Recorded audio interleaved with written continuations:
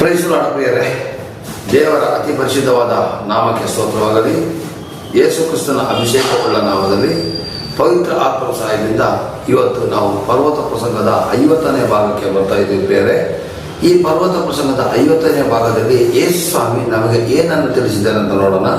ನಾ ಪ್ರತಿ ಸಂಚಿಕೆಯಲ್ಲಿ ಹೇಳಿದಾಗೇನೆ ಮತ್ತಾಯನ ಬರೆದ ಸುವಾರ್ತೆ 5ನೇ ಅಧ್ಯಾಯ, 6ನೇ ಅಧ್ಯಾಯ, 7ನೇ ಅಧ್ಯಾಯವನ್ನು ಪರ್ವತ ಪ್ರಸಂಗ ಅಥವಾ ಮೌಂಟ್ ಆಫ್ ಸರ್ಮನ್ ಅಂತ ಹೇಳ್ತಾರೆ.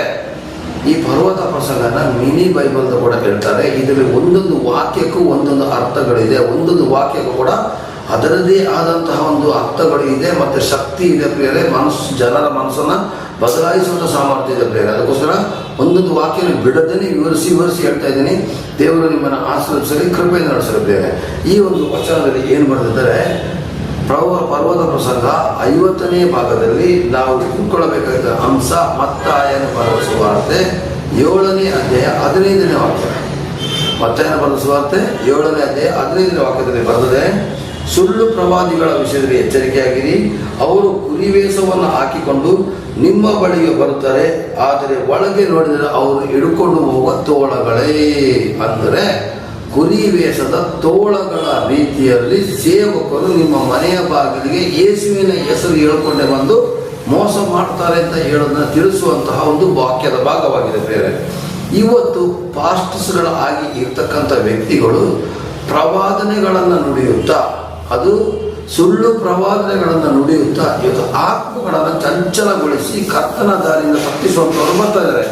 ಈ ಸುಳ್ಳು ಪ್ರವಾದಿಗಳು ಸೈತಾನದಿಂದ ಬಂದಿರತಕ್ಕಂಥವ್ರು. ಅಂದರೆ ದೇವರಿಗೂ ತ್ರಯಕತ್ವ ಇದೆ, ತಂದೆ, ಮಗ ಮತ್ತು ಪವಿತ್ರಾತ್ಮದಲ್ಲಿ. ಮನುಷ್ಯರಿಗೂ ತ್ರಯಕತ್ವ ಇದೆ, ಪ್ರಾಣ, ಆತ್ಮ, ಶರೀರ ಅಂತೇಳಿ. ಹಾಗೆಯೇ ಸೈತಾನನಿಗೂ ಕೂಡ ತ್ರಯಕತ್ವ ಇದೆ. ಅದರಲ್ಲಿ ಸುಳ್ಳು ಪ್ರವಾದಿ, ಘಟಸರ್ಪ ಮತ್ತು ಮೃಗ, ಈ ಸುಳ್ಳು ಪ್ರವಾದಿ ಮೈನ್. ಇವನೇನು ಮಾಡಿದ್ರೆ ಜನಗಳ ಮನಸ್ಸನ್ನೆಲ್ಲ ತಿರುಗಿಸಿ ದೇವರ ರಾಜ್ಯದ ಕಡೆ ತಪ್ಪಿಸ್ತಾನೆ.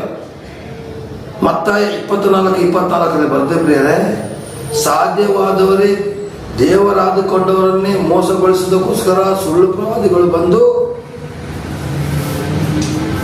ದೇವರಾದುಕೊಂಡವರನ್ನೇ ಮೋಸ ಮಾಡಿ ದೊಡ್ಡ ದೊಡ್ಡ ಅದ್ಭುತ ಕಾರ್ಯಗಳು, ಸೂಚಕ ಕಾರ್ಯಗಳು ಮಾಡೋದ್ರ ಮೂಲಕ ನಮ್ಮನ್ನ ತಪ್ಪಾದ ದಾರಿ ತಿಳಿಸುವಂತವರಿದ್ದಾರೆ.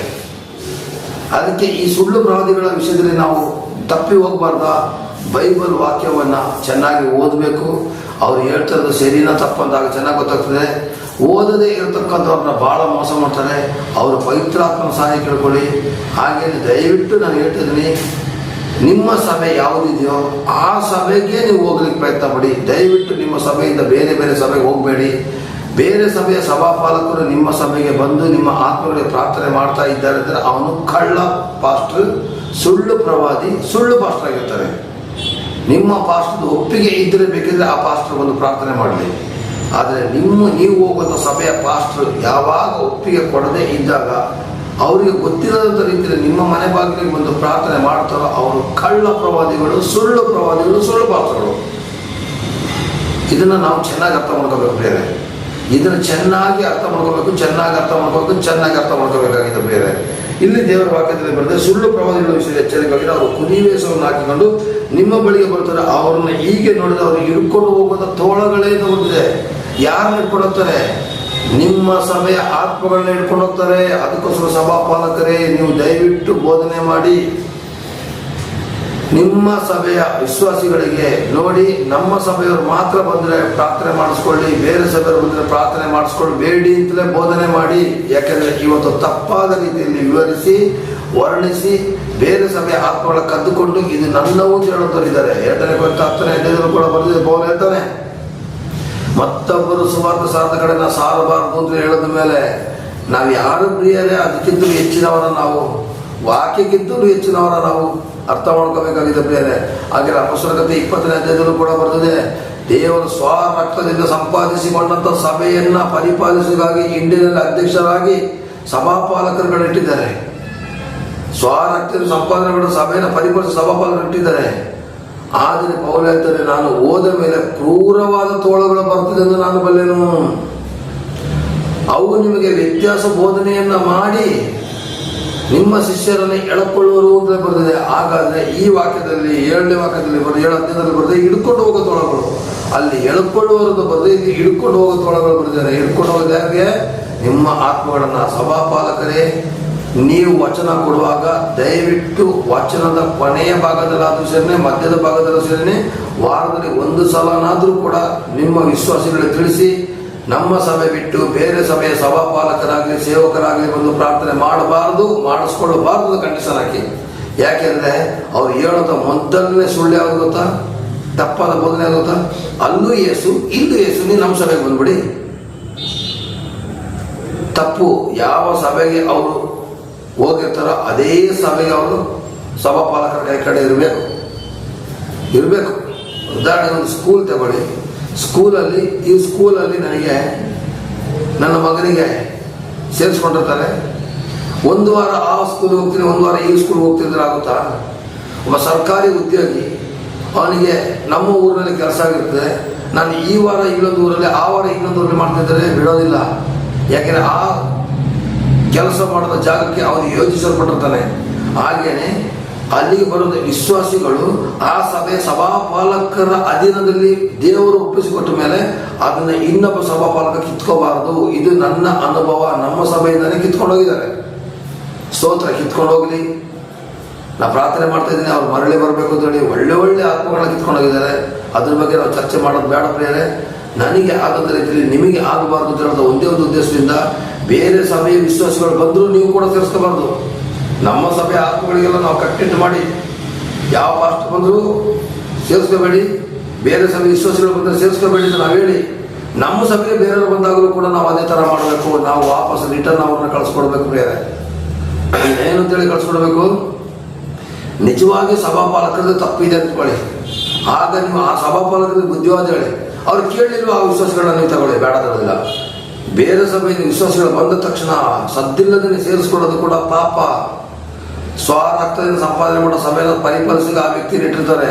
ಬಟ್ ಆ ವ್ಯಕ್ತಿಯಿಂದ ಬಂದಂಥ ಆತ್ಮಗಳನ್ನ ಕೇಳಬೇಕು, ನೀನು ಯಾಕೆ ಆ ಸಭೆ ಬಿಟ್ಟು ಬಂದಿದ್ಯಾ? ಆಗ ಅವರು ಪಾಸ್ಟರ್ ಮೇಲೆ ದೂಷಣೆ ಮಾಡ್ತಾರೆ.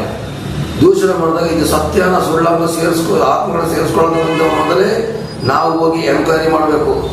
ಆತ್ಮಗಳದ್ದೇ ತಪ್ಪಾಗಿದ್ರೆ ಅವರಿಗೆ ಬುದ್ಧಿವಾದ ಹೇಳಿ ಆ ಸಭೆಗೆ ನಾವು ಸೇರಿಸಬೇಕು. ಆತ್ಮಗಳು ತಪ್ಪಲ್ಲ, ಸಭಾಪಾಲಕರು ತಪ್ಪು ಅಂತಂದ್ರೆ 2-3 ಸಾಕ್ಷಿಗಳ ಬಾಯಿಂದ ಬಂದ್ರೆ ತಕ್ಷಣ ಸಭಾಪಾಲಕರಿಗೆ ಅಡ್ವೈಸ್ ಮಾಡಿ. ಆ ಮಾತ್ರ ಕೇಳಲಿಲ್ವಾ ವಿಶ್ವಾಸಿಗಳನ್ನ ನೀವು ಸೇರಿಸ್ಕೊಳ್ಳಿ, ಯಾಕಂತ ಆತ್ಮ ಹಾಳಾಗಬಾರ್ದು ಅಂತೇಳಿ. ಒಳ್ಳೆಯ ಸಭಾಪಾಲಕನಾಗಿದ್ದು ಒಳ್ಳೆಯ ಬೋಧನೆಗಳ ಕೊಟ್ಟು ಅಂಥ ಸಭೆಯಲ್ಲಿ ಕಿತ್ಕೊಂಡ್ಬರ್ತಾರೆ ನೋಡಿ, ಅದು ಹೆವಿ ಡೇಂಜರ್. ದೇವರ ಆತ್ಮನ ತೀರ್ಪು ಅನುಭವಿಸಲೇಬೇಕಾಗ್ತದೆ. ಆ ಊರು ಮತ್ತೆ ಇನ್ನು ಓಡಿ ಬಂದಂಥ ಆತ್ಮಗಳು ನಮ್ಮ ಸಭೆಯಲ್ಲಿ ಕೂಡ ನಿಲ್ಲೋದಿಲ್ಲ. ಅದು ಇನ್ನೊಂದು ಸಭೆ ಜಂಪ್ ಆಗ್ತಾ ಇರ್ತಾರೆ. ಯಾಕಂತ ಅವರಿಗೆ ಆತ್ಮನ ಸೇರ್ಕೊಂಡ್ಬಿಟ್ಟಿರ್ತದೆ. ಒಂದು ಸಭೆ ಬಿಟ್ಟು ಇನ್ನೊಂದು ಸಭೆ ಬಂದಾಗಲೇ ಅಲ್ಲಿ ದುರಾತ್ಮ ಸೇರ್ಕೊಂಡ್ಬಿಟ್ಟಿರ್ತದೆ. ಅವರಲ್ಲಿ ನೆಲೆಗೊಳ್ಳಿಕ್ಕೆ ಸಾಧ್ಯ ಇಲ್ಲ. 10 ಸಭೆಗಳ ಸುತ್ತದ ಪರಿಸ್ಥಿತಿಯನ್ನು ನಾವು ಮಾಡೋದ ಪರಿಸ್ಥಿತಿ ಬರ್ತಾರೆ ಬೇರೆ. ಅದಕ್ಕೋಸ್ಕರ ನಾನು ಹೇಳ್ತಾ ಇದ್ದೀನಿ ಬೇರೆ, ದಯವಿಟ್ಟು ಬೇರೆ ಸಭೆಯ ಆತ್ಮಗಳಿಗೆ ಸೇರಿಸ್ಕೊಳ್ಳಕ್ ಹೋದ್ರೆ ನಾವು ಸುಳ್ಳು ಪ್ರವಾದನೆ ಕೊಟ್ಟಾಗೆ, ಒಂದೊಂದು ವಾಕ್ಯದಲ್ಲೂ ಒಂದೊಂದು ಪ್ರವಾದನೆ ಇದೆ. ನಾವು ಪ್ರಸಂಗ ಕೊಡುವಾಗ ಸುಳ್ಳಾದ ಪ್ರಸಂಗ ಕೊಡ್ತಾ ಇದ್ದೀವಿ ಅಂತ ಅರ್ಥ. ಸುಳ್ಳಾದ ಪ್ರಾರ್ಥನೆ ಮಾಡ್ತಾ ಇದ್ದೀವಿ ಅಂತ ಅರ್ಥ. ನೋಡಿ ಬೇರೆ ಹಿಡ್ಕೊಂಡು ಹೋಗೋ ತೋಳಗಳು ಅಂತ ಹೇಳಿದರೆ ಸ್ವಾಮಿ ಯೇಸುವಿನ ಬಾಯಿಂದ ಹೇಳಿದ್ದಾರೆ. ಹಾಗಾದ್ರೆ ಬೇರೆ ಸಭೆ ಆತ್ಮಗಳನ್ನ ಸೇರಿಸ್ಕೊಂಡ್ರು ಹಿಡ್ಕೊಂಡು ಹೋಗೋ ತೋಳಗಳು ನಾವಾಗ್ತೀವಿ. ನಮ್ಮ ಆತ್ಮಗಳನ್ನ ಕಿತ್ಕೊಂಡು ಹೋದ್ರು ಕೂಡ ಅವರು ಹಿಡ್ಕೊಂಡು ಹೋಗೋದು ತೋಳಗಳಾಗ್ತಾರೆ. ಅದಕ್ಕೋಸ್ಕರ ನಾವು ತೋಳಗಳಾಗೋದು ಬೇಡ ಪ್ರಿಯರೇ. ನಾವು ಈ ದೇವರ ದೃಷ್ಟಿಯಲ್ಲಿ ಕುರಿಗಳೇ ಆಗಿದ್ದೀವಿ ಪ್ರಿಯರೇ. ಬೇರೆ ಸಭೆಯ ಸಂಪಾದಿಸಿದ ಆತ್ಮಗಳನ್ನ ಕದ್ದು ಮಜಾ ತಗೊಳ್ಳೋದು ಬೇಡ ಪ್ರಿಯರೇ. ಈ ಲೋಕದಲ್ಲೆಲ್ಲ ನೀನು ಹೆಸರು ತಗೋಬೇಕಾಗಿದ್ದು, ಪರಲೋಕದಲ್ಲಿ ನಮ್ಮ ಸಭೆಯಲ್ಲಿ ಮ್ಯೂಸಿಕ್ ಇದೆ, ನನ್ನ ಸಭೆಯಲ್ಲಿ ಬಿಲ್ಡಿಂಗ್ ಇದೆ, ನನ್ನ ಸಭೆಯಲ್ಲಿ ತುಂಬ ದುಡ್ಡಿದೆ, ನನ್ನ ಸಭೆಯಲ್ಲಿ ಇಷ್ಟು ಜನ ಸೇವಕರಿದ್ದಾರೆ, ಸ್ತೋತ್ರ, ಎಲ್ಲದಕ್ಕೂ ಸ್ತೋತ್ರ. ಇಲ್ಲದೇ ಇರ್ತಕ್ಕಂಥ ಪಾಸ್ಟರ್ಗಳನ್ನ ಕಿಂಡಲ್ ಮಾಡಬೇಡಿ. ಇವತ್ತು ದೊಡ್ಡ ಸಭಾಪಾಲಕರಿಗಿಂತಲೂ ಚಿಕ್ಕ ಸಭಾಪಾಲಕರುಗಳು ಹಳ್ಳಿಗಳ ಮೇಲೆ ನುಗ್ಗಿ ಸೇವೆ ಮಾಡ್ತಿದ್ದಾರೆ ಬೇರೆ. ಅದಕ್ಕೋಸ್ಕರ ನಾಯ್ತದೆ ಯಾರು ಅವಹೇಳನ ಪಡಿಸೋದು ಬೇಡ, ಯಾವ ಸಭೆ ಆತ್ಮಗಳನ್ನ ಕಿತ್ತುಕೊಡೋದು ಬೇಡ. ಕಿಡುಕೊಂಡು ಹೋಗೋದು ತೋಳಗಳಾಗದರೆ ನಾವು ದೇವರ ಮುಂದೆ ನಿಷ್ಕಳಂಕವಾದ ಕುರಿಗಳಾಗಿ ದೇವರ ನಾಮನ ಮಹಿಮೆಪಡಿಸೋಣ ಬೇರೆ.